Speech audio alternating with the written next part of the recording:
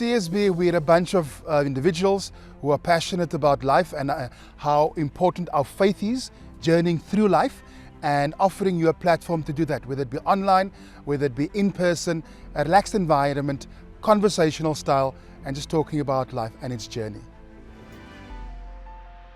Thank you to Tim for coming to join us and give his testimony to the audience of CSB. We feel very privileged to have him with us. I've known Tim since the 1980s, and I'd like to just actually ask him a few questions about back in the 80s, and then we'll ask him a bit about his faith as well. But Tim, going back to the 80s, I was reflecting on where you and I got to know each other and link up. I guess it would have been through our mutual connection with your wife, Margie. Yeah. I was part of a fellowship group where she was at St. James Church. Tell us a little bit about yourself in the 80s. What was happening in your life? Yeah, so in the 80s were good years for me. I was a very solid bachelor.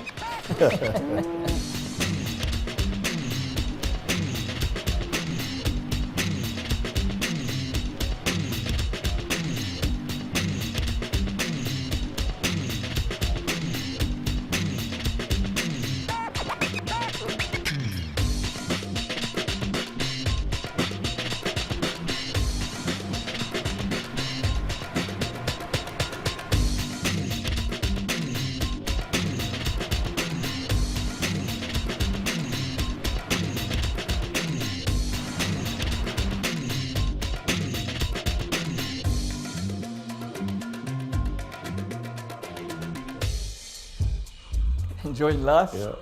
And canoeing had become a part of my passion, to the detriment sometimes of my studies and work, probably. Yeah. But so I was doing a lot of expeditions in South America. And Back then already? Yeah. Yeah. And in Alaska, and so I'd been bitten by the bug. And was loving it, man. Wonderful. And you're representing South Africa? And that was at the end of varsity. Yeah. And so I'd been training hard for a good few years, and that had become my dream, actually. I had a dream. Not a dream, I mean, I thought I'd just love to win this doozy marathon, which I just love it, man. It's just what I like. And maybe I can win it one day. Wonderful. And then the next thing was, as it went, I thought, yes, maybe I can make a springback team and go and paddle against international top guys. Yeah. And that was fantastic. Tell us a little bit about just a brief background. Tim, I was reading a little bit in your book. Tim produced this lovely book, The Three Rivers. And I was just dipping into a bit of your background and seeing how you grew up on a farm in Natal. I was trying to see where this bug bit you as well, of canoeing. Just give us a little bit of a sketch of your childhood and your background in Natal. Yeah, so I had a good childhood. There were 5 of us children, and we were farm kids. And those are the good old days. We had complete freedom to go wherever we wanted to range and over the farm. And we loved it, man. And we would set out, all of us, and we'd find some kind of adventure, whatever happened. Riding horses and bicycles and working with my dad and the Zulus, playing soccer with them. And then my dad was a fantastic guy who I loved dearly. And he would take us down the Unkemas River, which was just on our doorstep, when it was flooding. Yeah. And on car tubes, Oh. which was just, actually now I think back, horrific, dangerous. And he'd take us down, and it was amazing. Miraculously, we all survived. But I got hooked. I just loved that whole vibe of river life and the vegetation and trees in the side, but the excitement of rapids and adrenaline, and that was really where I realized I just want to do more of this, man. So how did it gravitate from car tubes to kayaks? Yes, so my elder brother David started. One day brought back a long 17-foot racing canoe, and I was intrigued, I'd never seen this. Yeah. So I started, and I teamed up with also another Ecopo person, Rory Pennyfather. Became good friends, and paddled together, and then it just naturally morphed into racing, and that led into the doozy and other things. But that was sort of my stage in life. And then you're competing in the doozy. How did that shape you as a canoeist and your pursuit of canoeing? In the doozy, well, it is what I really liked. I could run well, and doozy is a fantastic race, man. It's a 3-day race from Pietermaritzburg to Durban on the Msunduzi and Mgani rivers, and it's like a biathlon. So it involves racing down the rapids, through tricky rapids, almost continuously rapids, but then also jumping out and carrying your canoe on your shoulder over rough terrain, little cattle paths and ups and downs and steep hills. So it was just great, And in Natal, the thing to do was to do the doozy. If you're a young person, and thousands of young men and women did it. Yeah. It was like, this is what you did. So there was a great vibe, and it was the biggest race in the country, and we just loved it, man. Yeah. Tim, and then you, the only person to have kayaked the 3 major Amazon tributaries. What drove you to do something like that? It was interesting, and it just started. It just happened, and how it happened was, so I was realizing I was enjoying rapids and whitewater far more than flat water, and I'd made a friend at university at Maritzburg, Francois Oudendal, and he also started paddling, and he phoned up one day and he said, "Hey Tim, let's try and find one of the biggest rivers in the world to do." And then we talked about it, and I said, that sounds great. And we decided on the Amazon, and then we looked at the map and followed it up where the maps turned purple up in the mountains, and we looked like the main tributary was the Urubamba River.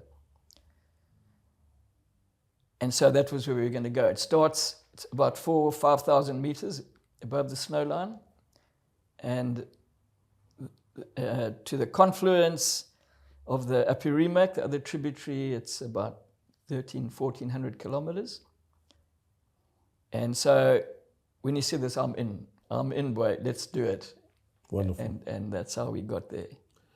And there was a standout experience that you had in your expeditions that taught you quite a bit about yourself as well. Do you want to tell us about that?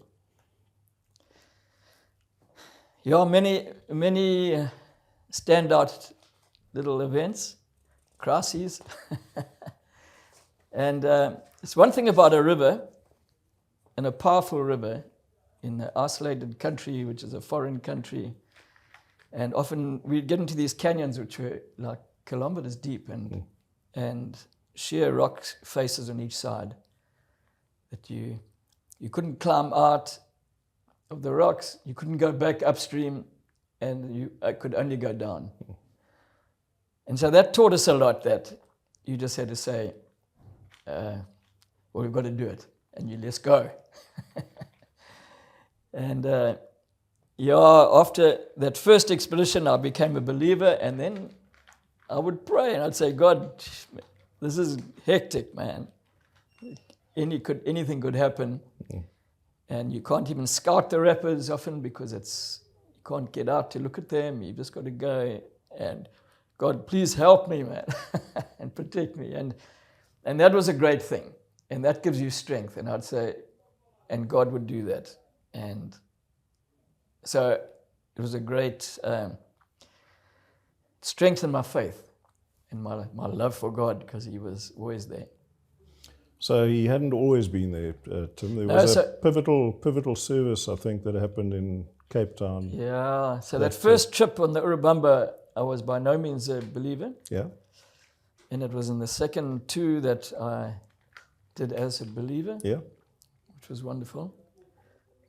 And that service you mentioned was at St. James and there's a history to this. I was courting a lovely young architect from UCT, Margie. And then I realized, hey, but she's a Christian. And I was very upset about that. And I said, no, we can't go and we better split. But she said, hey, well, okay, that's fine. She'd actually said to me, this can't go on. I hadn't. And so she said, well, if you like, I'm going to a service tonight, and you can come if you like, or you can drop it all. You can head off. I said, oh, okay. Oh, that was a tough one. She was calling the shots. Yeah. So I thought, well, I'll just be gentlemanly enough to say that I've been, Yeah. and then I can say, well, I've tried this thing, and then it didn't work. And so that was the biggest mistake.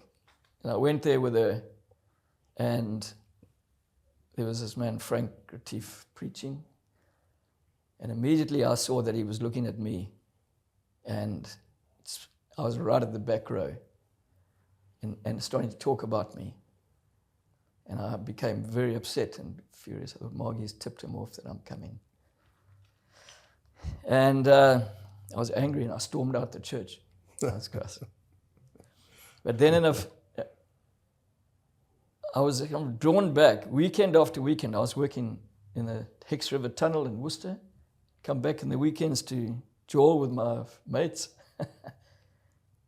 And on Sunday night, I was about to head home, and I thought, I'll just pull in again and see. And it went on for a year. Visiting the church, listening to this man preach. And it was a spiritual battle, man. It was up and down, and I was mixed up and thought, no, man, I didn't like what I was hearing, but was drawn to it. Yeah. What didn't you like about it? I didn't like this thing about sin, man, that we're all sinners. And I said, well, I'm not a sinner. I've never done anything really wrong. And I would scoff at it. And I didn't like mixing with Christians. No reason at all, just irrational. And then I started realizing after hearing what this amazing book, the Bible, said about it, and Frank's preaching, that I realized that was me. And at that stage, I was depressed because I was feeling unfulfilled, and everything the boxes I ticked wouldn't make a difference. And I was in a downward spiral, and I didn't like who I was. And so I realized that my own heart was dark, and I was heading in the wrong direction. Didn't know what to do about it. And so I was always searching. Since school days, I'd always had an empty feeling in my heart. I didn't know what it was, but I just knew there was something I needed. And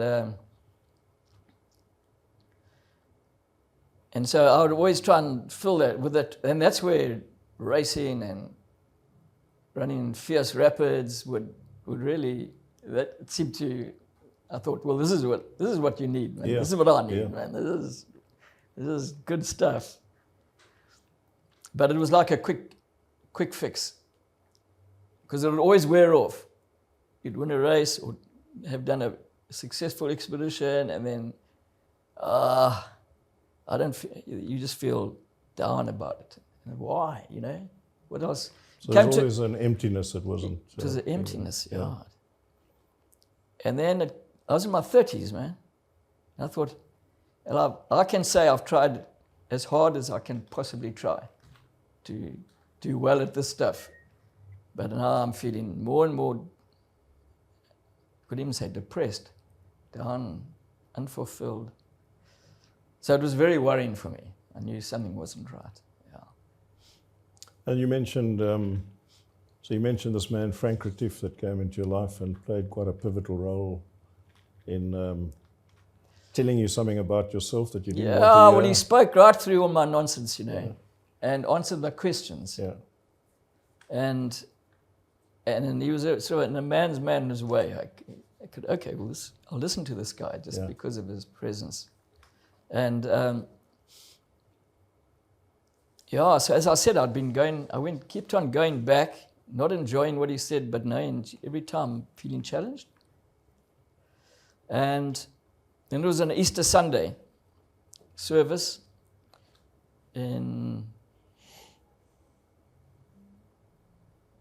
it was about 42 years ago, that suddenly I cracked. And he was preaching. I can't remember what it was about. I think it was about John the Baptist. But suddenly something was happening in my heart, man. And I'd never felt this before. And I started tearing up and wanting to cry, but didn't. And I just saw glimpses of my life as it was, not liking who I was now, not just like, I just mixed up, man. What's going on? And I thought this was the answer, knowing that I had to change it, but I didn't know how. And then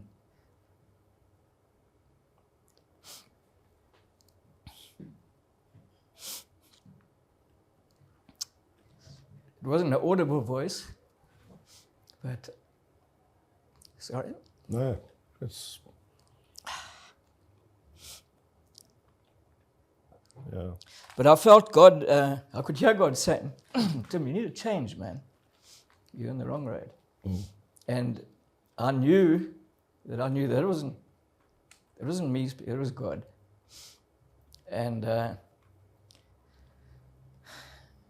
so that was a real turning point. And I realized I better change. I'd had a lot of near-death experiences up to then.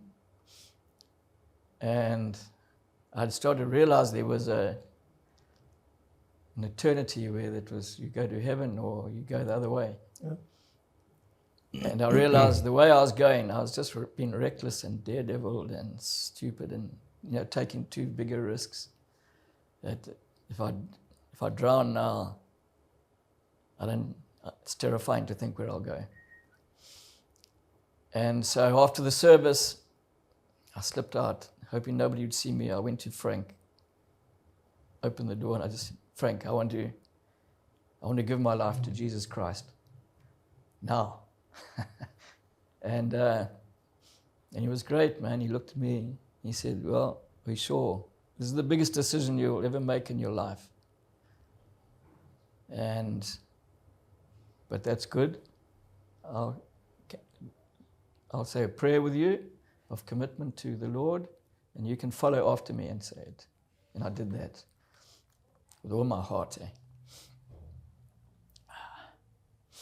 Well, these are dramatic events in one's life, and it obviously turned you around. I often heard of a conversion being described as, in some cases, it's like the sun coming up and the truths are illuminated to you over a longer period and you come into a relationship with the Lord. And other people, it's like going down a freeway on one way and the next minute you're going back the other way. It's a U-turn in your life.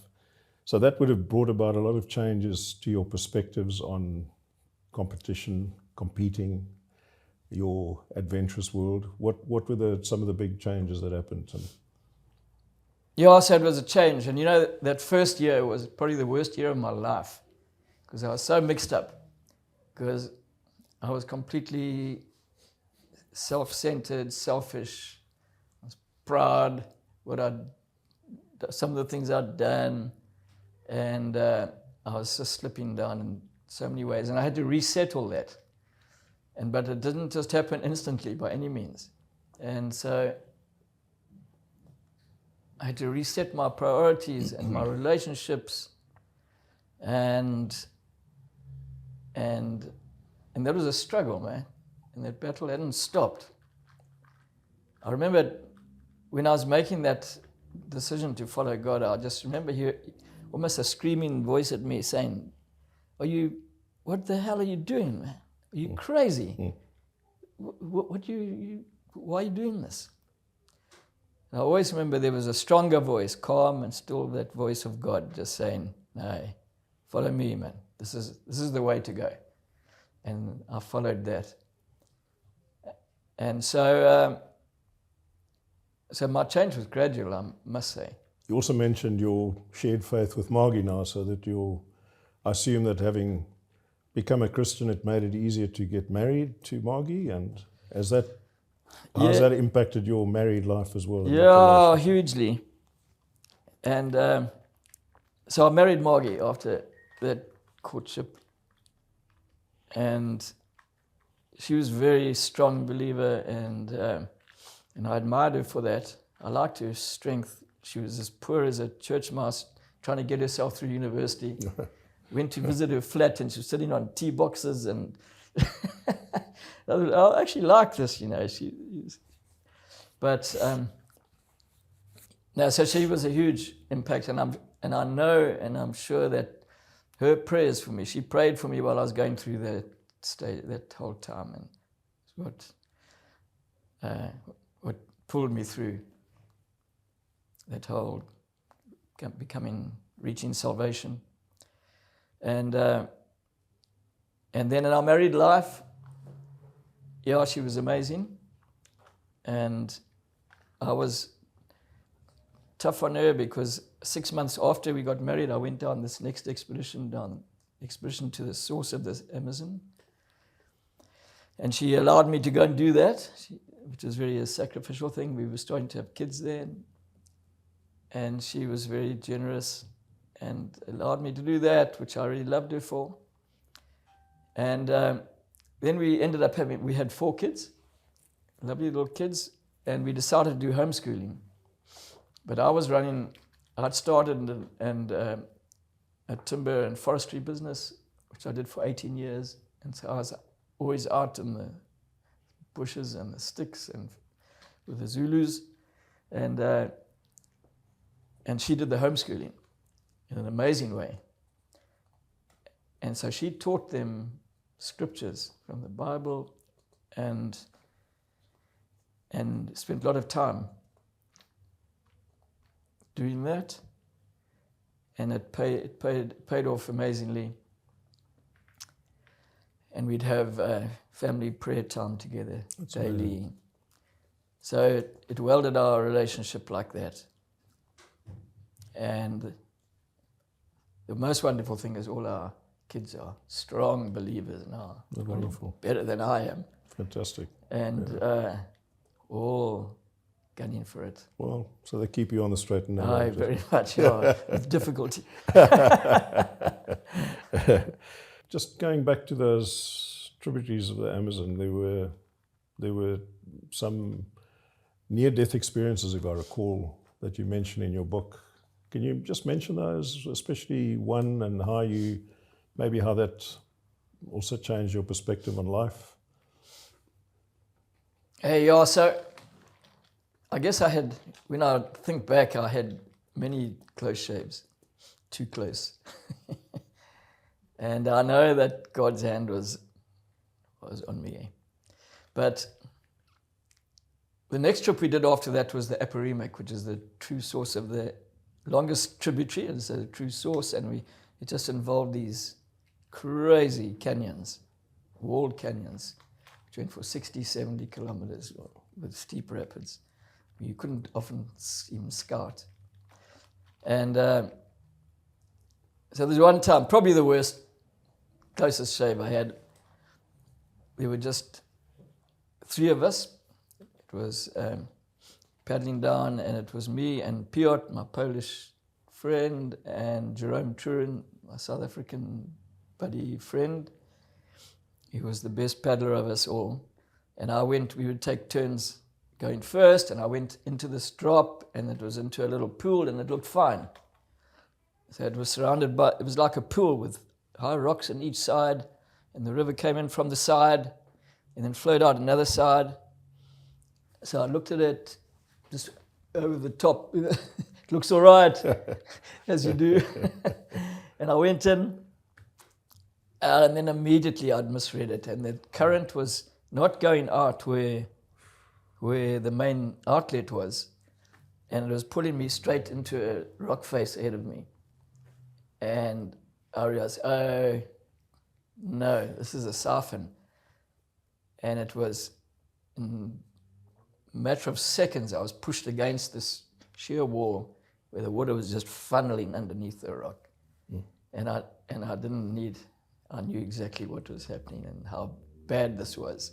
And I tried to sort of push off the rock, and then it was like bouncing me, and I flipped over. Mm. And then I thought, yes, like I'm finished. I just got swept under there, pushed under there.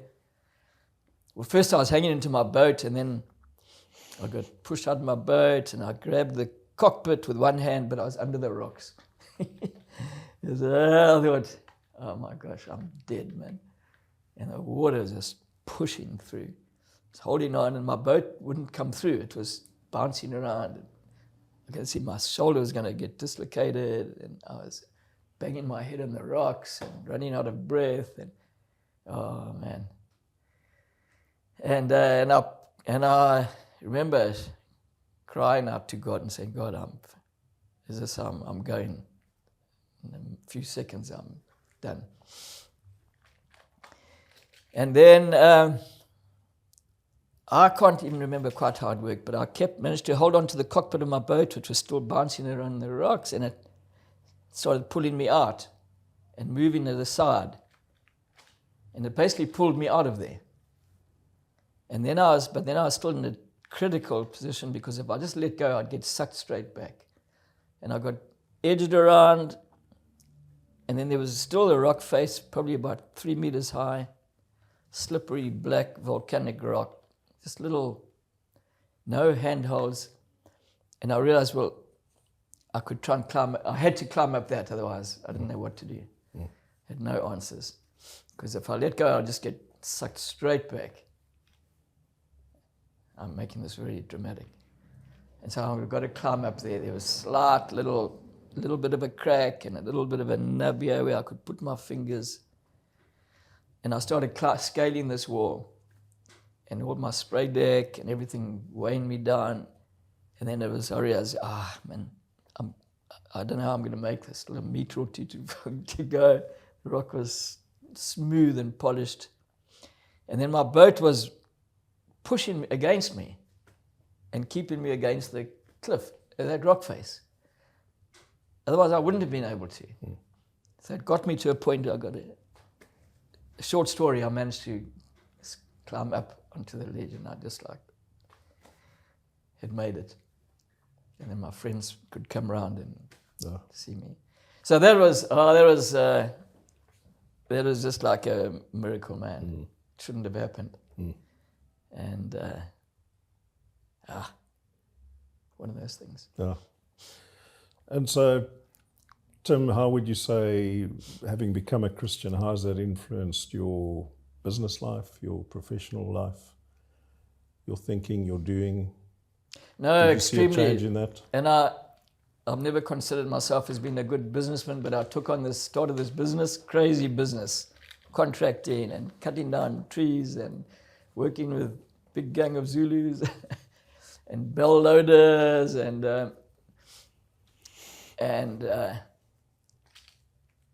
so I made so many mistakes, and because I hadn't been trained in that. I was a farm boy, I made unwise decisions. And when I think back, I cringe, and I think, yes, how did I do that? But I actually loved the Zulu people I was with. I had a Nduna, and he actually trained me.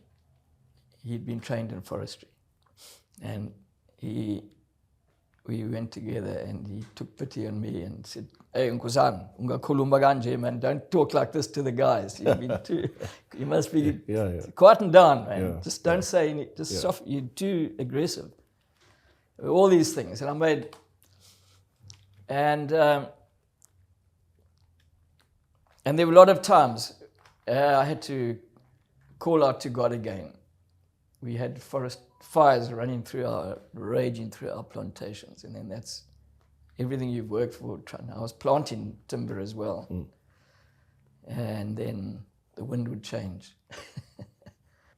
So I was calling on God a lot, and realizing I need help with this. I'm so unskilled for it, and everything. Tim, and in our CSB family, we have a lot of younger viewers and younger sports people. What would you say to a young sports enthusiast who's pursuing a particular area of discipline and might be experiencing a degree of fulfillment, but there's an emptiness?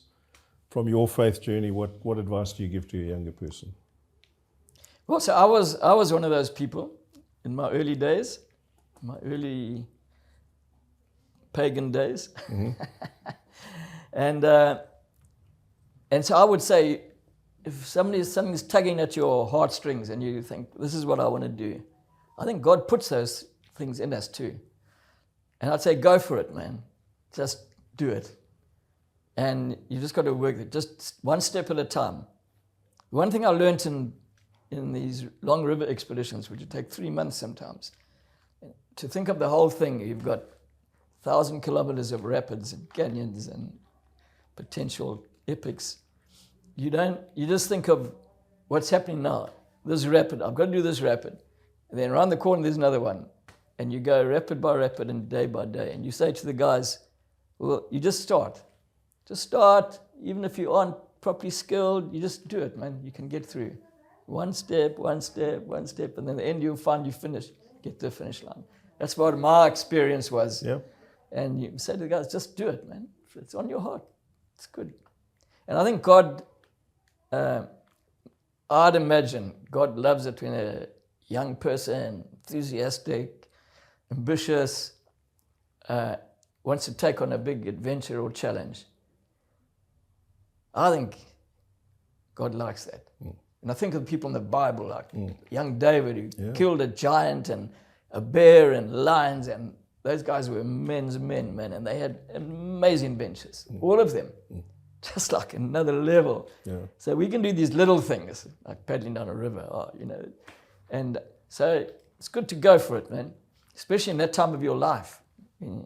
Ideally when you're not married yet and kids, but then, as was in my experience, I would say, I would try and talk to them and say, you know what? God created us. And before he created us, he had a plan for our lives. And so, all of us. And so you should think about that. And God says if we follow him and we follow his plan, we will find fulfillment. And if we go stubbornly in our own way, trying to be clever and do everything under my own strength, you'll eventually be unfulfilled. And that was my experience. So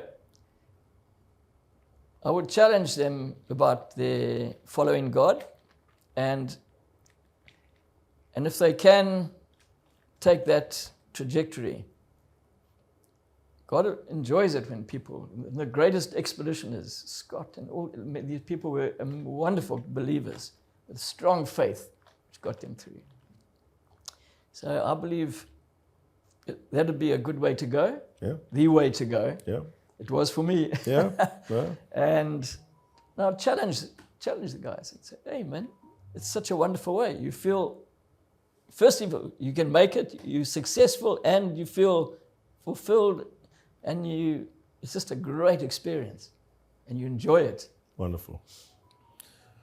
And then finally, Tim, if you were to, now thinking back, the advice that you'd give to young men building their careers, how, from your perspective, how it's helped you to balance your faith, your ambitions, your relationships.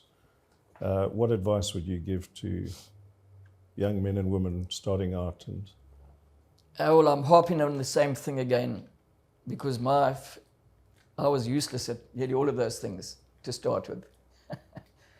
And made so many mess-ups, man, mistakes and poor decisions. But the best way, especially with the relationships and integrity and doing things in an orderly way and working it out properly and not just going headlong necessarily into like a bull in a china shop, that God wants us to be like that. And you follow, if you can align yourself with God's plan for your life, and He'll help you through relationships. Relationships are always going to be the most difficult thing for, I think, especially young people in our lives. It was for me. Whether it's your girlfriend or wife, or they're huge things to get right. And God will help you through that. And He's actually written an instruction manual how to work through it. And He's written this amazing book of the Bible, which gives you thousands of years of case studies of people who had the same challenges and who worked things out through God. It's just amazing. And He can take us through difficult relationship issues and telling you, hey, don't hold a grudge, man. You forgive this guy. I'm forgiving you, so you forgive him too. Otherwise you'll be a bitter old so-and-so. And that's been wonderful for me. And to know God, if you, as a young person or an older person, going to want to follow God, you've got to understand who you're following and His character. Otherwise you don't know who you're following. You don't know what He wants. You're just like, okay, so what? Yes, I want to be a Christian, but... What's been a standout for you about His character and the person that you committed your life to? Oh, well, He's been so faithful to me in all those things, in the fires and the financial crises and relationships. He's always been there, often at the last hour only. But I'm going through such a good season now where I've got wonderful young men and women who are my children, all leaders in their professions. And we've got grandkids now, and I'm just going through a great season, and I just feel so blessed by God. He's like saying, okay, well done, Tim.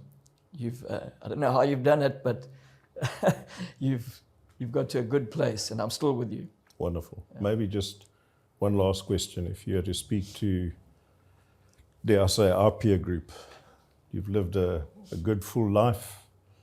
For those that still don't have a relationship with God, what would you want to say to them? And in terms of where we are in life, how that your perspective on dying, and do you have a confidence in facing death? And is that something that you'd want to, a message you'd like to relay to others in our age group that you don't have a faith? Yeah, so I've been thinking about that so much because I'm in my 70s now, and who knows how long God's going to give me. You don't last forever. And I understand fully where people are in that, because I've been there, man. And I can understand their uncertainty and even scoffing about this thing of God and going to heaven and all those issues. I can relate to them. I was there. But certainly for me, as we had a 55-year matric reunion a few weeks ago. we could hardly recognize each other when we saw each other. You know, name tags. Yeah, you had to have name tags. And then because your eyes are so bad now, you've got to go up and, what was your eye? It was you. Yeah, it was Charles. And some of my old friends, school friends are dying or have died. And so it's going to happen. And I just pray that when we cross that river, that we've made the right decision and God can say, well done, good and faithful servant. Amen. You've hung in and followed me, and that's what we must aim for. And it's like a race, man. It's like a marathon, but you've got to. And I know that so many people that I've noticed fall apart in their last stage of life, get disillusioned or mess up or have wrong relationships. But as in a race, you've got to finish strong. I mean, that's what you can start nice and easily and steadily and hang back. But to win the race, you've got to pull everything out at the end. So that's the stage I'm in. I like that. And that's what I'm praying that God will help me with and that I can be effective these last years I have. Fantastic. Tim, thank you for sharing your life story. It's an inspiration. We, as CSB, just want to thank Tim again sincerely for giving up his time, but also just coming to open up his story for us.